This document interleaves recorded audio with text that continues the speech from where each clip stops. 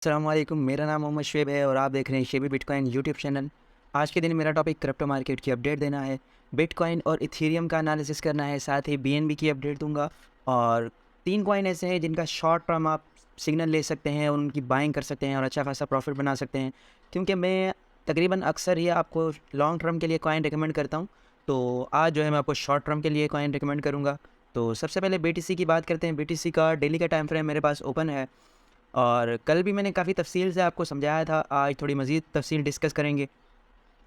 कल के दिन यहाँ पर जब ट्रेड कर रहा था तो मैंने आपसे कहा था कि थोड़ा बहुत जो है बाउंस एक्सपेक्टेड है, क्योंकि बहुत ज़्यादा जो है ये डाउन जा चुका था और आरएसआई जो है वो ओवर सोल्ड नज़र आ रही थी हमें 4 आवर 1 आवर और 15 मिनट के टाइम फ्रेम में।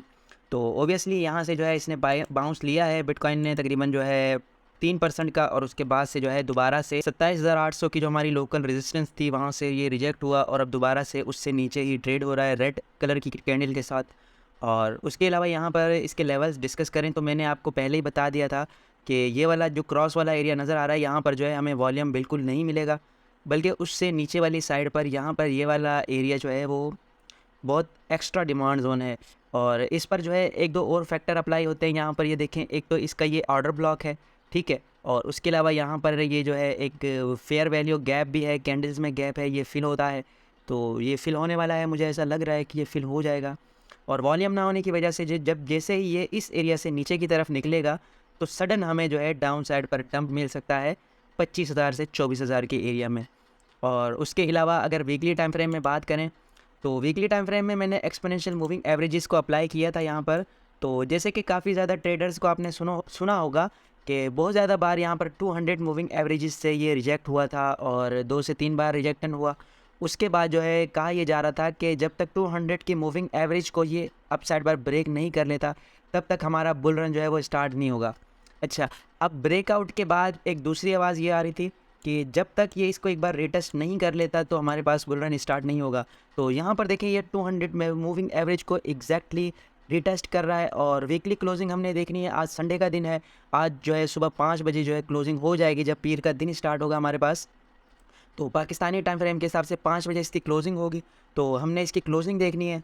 और कल के दिन भी मैंने आपसे ये बात कही थी कि क्लोजिंग अगर अभी हमारे पास काफ़ी टाइम बाकी है, अगर इतने टाइम में यहाँ पर जो है ये कैंडल अप साइड पर चली जाती है और हमारे जो है यहाँ पर 28,300 से अबव क्लोज हो जाती है, तो फिर हमारा सारा स्ट्रक्चर जो था वो बुलिश हो जाएगा, फिर हम बेरिश नहीं रहेंगे, ठीक है। और इसके अलावा जो है यहाँ पर हमारे पास अगर ये ब्रेकआउट हो जाता है यहाँ 200 मूविंग एवरेज से, फिर डाउन साइड पर जो हमारी मूविंग एवरेजेस हैं वो यहीं पर 24,000 25,000 के एरिया पर हमें नज़र आ रही हैं और यहीं से इसे दोबारा बाउंस मिल सकता है। ये इसका स्ट्रॉन्ग डिमांड जोन मुझे लग रहा है। और 3 डे के टाइम फ्रेम में यहाँ पर 3 डे का टाइम फ्रेम मैंने आपसे शेयर किया था, तो यहाँ पर 100 मूविंग एवरेज थी और स्ट्रॉन्ग हॉरिजॉन्टल सपोर्ट थी यहाँ पर। तो इस हिसाब से मैंने आपको कहा था कि यहाँ से इसे बाउंस मिलेगा। तो एग्जैक्टली कैंडल जो है वो ग्रीन शुरू हो रही है और अभी 2 दिन बाकी हैं क्योंकि 3 डे का टाइम फ्रेम है। तो यहाँ पर जो है इसे हम देखेंगे कि इस वाले एरिया को अगर ये ब्रेक डाउन नहीं करता नीचे की साइड पर तो फिर हम जो है बुलिश हो सकते हैं, और अगर ब्रेक डाउन कर देता है तो फिर हमारे पास नीचे अभी सपोर्ट लेवल मौजूद हैं, हमें ज़्यादा परेशान होने की ज़रूरत नहीं है। और यहाँ पर इथेरियम की बात करें तो इथेरियम का मैंने कल जो लेवल डिस्कस किया था वहीं से उसने बाउंस लिया है। अप साइड पर इसकी जो फ़िलहाल लोकल रेजिस्टेंस है वो $1925 के करीब है, और डाउन साइड का जो बीटीसी के साथ इसका जब कोरिलेट था तो यहाँ पर जो है बीटीसी के साथ ये भी कंसोलिडेट कर रहा था, लेकिन जो इसका शंघाई अपग्रेड हुआ था तो इस वजह से ये अप साइड पर निकल गया था। तो अब दोबारा ये इस रेंज में अगर आ गया तो इथेरियम में भी हम कंसोलिडेशन देख सकते हैं। जब तक ये इस एरिया में नहीं है तो हमें अच्छा बाउंस बैक यहाँ से देखने को मिल सकता है। और बीएनबी की बात करते हैं। बीएनबी बाइनांस एक्सचेंज का कॉइन है और ज़्यादातर इसके बारे में फ़र्ड तो नहीं बल्कि हकीकत ही है ये कि 80-85% सप्लाई इनके अपने वॉलेट्स में मौजूद है।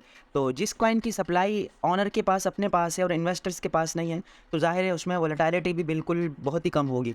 तो यहाँ पर अगर देखें तो 357 दिन से एक ही रेंज में जो है ट्रेड हो रहा है बाइनांस का कॉइन, 345 से लेकर यहाँ पर 221, ये पूरा जो है पूरा तकरीबन 1 साल से ज़्यादा का अरसा हो गया। तो यहाँ पर अगर हमने इसकी वोलेटिलिटी देखनी है तो हमें इस एरिया का ब्रेकआउट चाहिए।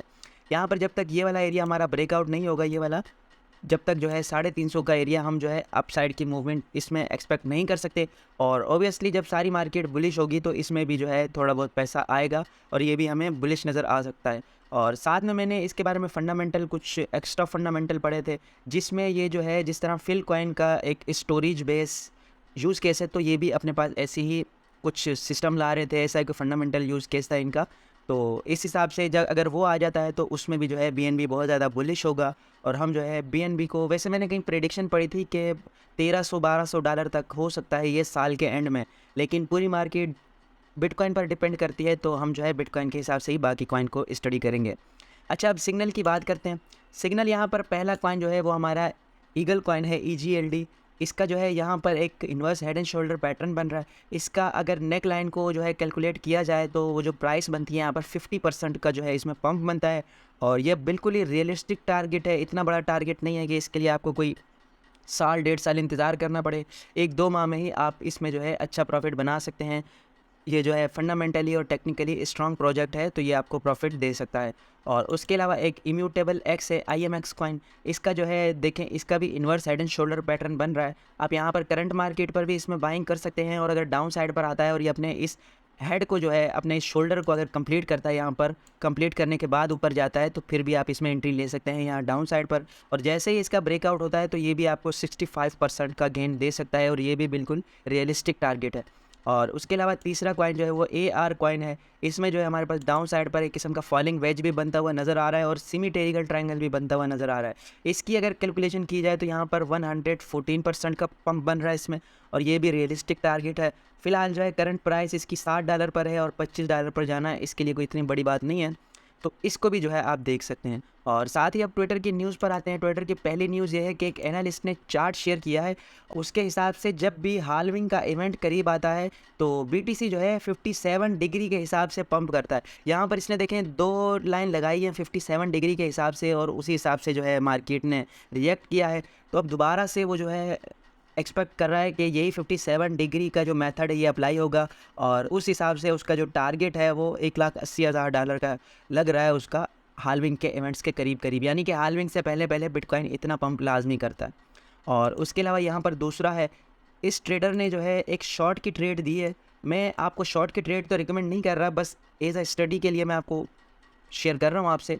यहाँ पर इसने जो है स्विंग शॉर्ट का सिग्नल दिया है। इसके हिसाब से पहला TP जो है वो 26,500 का है, दूसरा टेक प्रॉफिट जो है वो 25,300, और तीसरा 23,500 का है। 23,000 पर स्ट्रॉन्ग डिमांड जोन है, ये मैं भी आपसे शेयर करता रहा हूँ। लेकिन इसने साथ में स्टॉप लॉस भी दिया है कि अगर 28,000 तक चला जाता है तो इससे अबव जो है हमें स्टॉप लॉस लगाना होगा। इसके 77,000 से ज़्यादा फॉलोअर्स हैं, तो अच्छा एनालिस्ट होगा। तो इस हिसाब से बस मैं आपको लर्निंग पर्पज़ के लिए ये शेयर कर रहा हूँ। उसके अलावा तीसरा यहाँ पर एक बंदे ने शेयर किया है ये वाला चार्ट। इसके हिसाब से जो है अगर मैं आपसे शेयर करूँ तो इसके हिसाब से जो है इसने कहा है कि ये जो है हमारे पास प्रीवियस हिस्ट्री को शेयर किया है इसने, कि बेयर मार्केट का लो था, फर्स्ट बाउंस था, हायर लो भी था, और वीक्स ऑफ साइडवेज कंसोलिडेशन, यानी कई हफ्ते साइडवेज कंसोलिडेशन के बाद पंप आया था।